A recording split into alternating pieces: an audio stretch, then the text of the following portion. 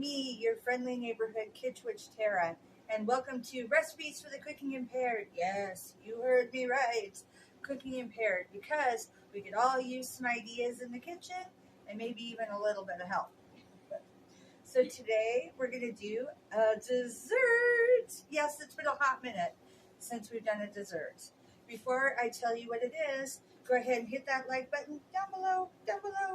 Hit that bell if you want notifications, and feel free to subscribe so you can be part of our Cooking Impaired Fooding Fun. So today we're going to make orange and cream cake. Now, this cake is much like a regular cake, but it's often called a Jello cake.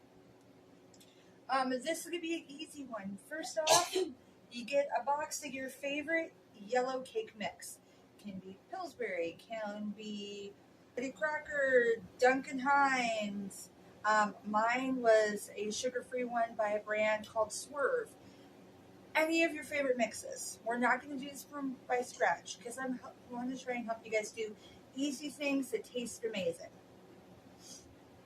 So you get your box. 1 box of orange gelatin or Jello.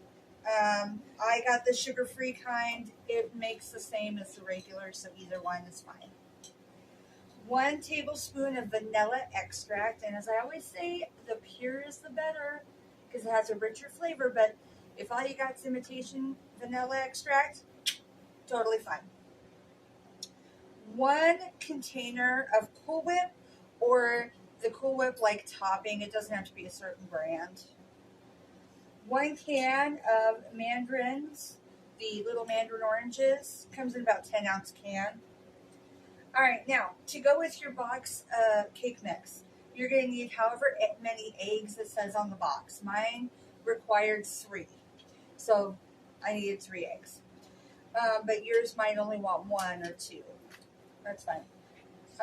Oil. If the cake mix requires oil, you're going to need whatever the amount is it says on the back of the box.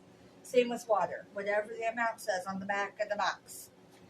And that's it for this portion. My metric fans, I got you covered.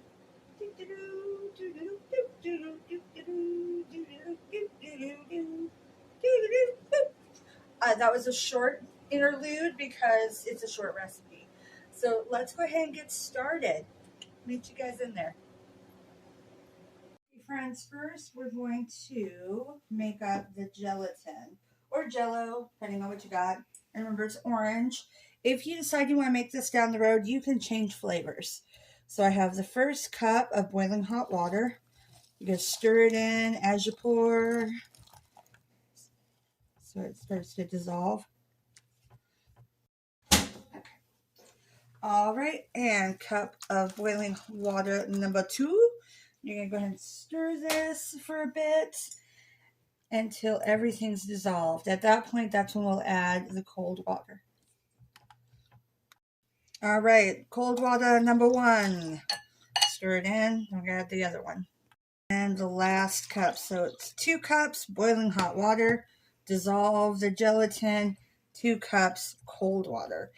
All right, so now this is all dissolved. It's ready to go. We're going to put it off to the side because before we can put this in the cake, we have to make holes in the cake. Yes, you heard me right. Holes in the cake. Somewhere for the gelatin to go. So you're going to take a straw. This one's just a little plastic straw. Nothing crazy. And you're going to poke holes all the way across. The more the holes, the more places for the gelatin to seep in. The holes, as you see, do not have to be in any specific pattern. I'm going relatively about the same amount, but they don't have to be a certain spacing or anything weird like that. Now, I used a large package of the gelatin. If you used a small package, it's going to be a 1-to-1 ratio. We're basically going to pour this in until it fills in all the holes and until there's just a little layer of it on top. Whatever's left, since I'm using a big package, we'll set up in the fridge and we'll be eating later. Num num. Okay. Alright guys, now we're going to pour in our Jello.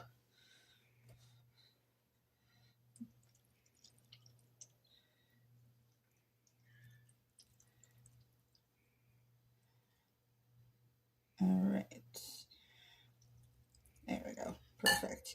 So as you can see, there's just a little bit on the top, but every hole has got a little bit of Jello that's seeped in. And a little bit on the sides is okay. Alright, so now you're going to put this in the fridge. It's going to be in the fridge for 3 to 4 hours. If you need to rush it, you could put it in the freezer, but I would check it after an hour to 2 hours just to make sure it's not freezing. Because we can't decorate this with the whipped cream and the mandarins until this is completely cold and the Jello set up. So this will be moments for you, but a couple hours for me. Okay, my foodie friends, this is the final step of the cake. I had taken it out of the refrigerator after it was fully set up, took out the whipped cream, just put the whipped cream over the top, and then I placed the mandarin oranges. Pretty simple, which is why I didn't do the step-by-step of how to frost with whipped cream and place mandarin oranges. For the mandarin oranges, again, please drain the can really well. I drained it and then left it in a container, a glass container, for a few minutes so it can drain out some more, and then drained it one more time. That way the juices aren't going to drip and mix in with the Cool Whip and make it too sloppy. Now you can, if you don't want to leave it in the pan before you decorate it, you can flip it over. Just be really careful because the moistness in Jello cakes, it's really soft, really squishy and moist. You don't want it to fall apart on you, which is why oftentimes I will just keep it in the container in the pan that I choose to use as is. Plus, it's kind of fun. If you use a clear one, then you can actually see the layers. So you have the layer of the marbled Jello and then the whipped cream on top. So that's kind of fun too. Anyway, guys, let me know how you like this recipe. Let me know if you tried it out.